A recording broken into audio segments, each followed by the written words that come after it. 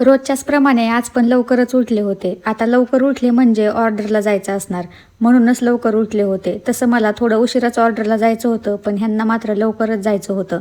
तर इकडे मी यांना चहा ठेवून घेतला. आता चहा बिस्किट खाऊन हे जातील ऑर्डरला.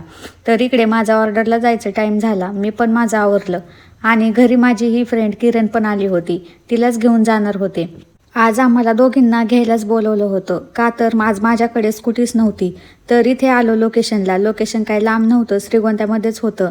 इकडे आल्यावर असं वाटलं की थोडं लवकरच आलोय. तर इथे आत्ताशी एंगेजमेंट चालू होती आणि आम्हाला सायडरचे मेकअप करायचे होते. आता एंगेजमेंट होणार, त्यानंतर हळद आणि मग लग्न.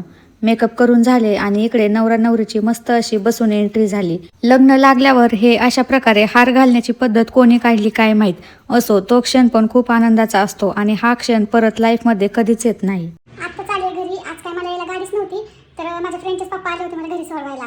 तर 4-5 साईड होत्या. मी मेकअप वगैरे आवरला आणि आले आत्ताच घरी. व्हिडिओ आवडला असेल तर लाईक करा, शेअर करा, कमेंट करा आणि चॅनलला सबस्क्राईब करा. भेटूया नेक्स्ट ब्लॉगमध्ये.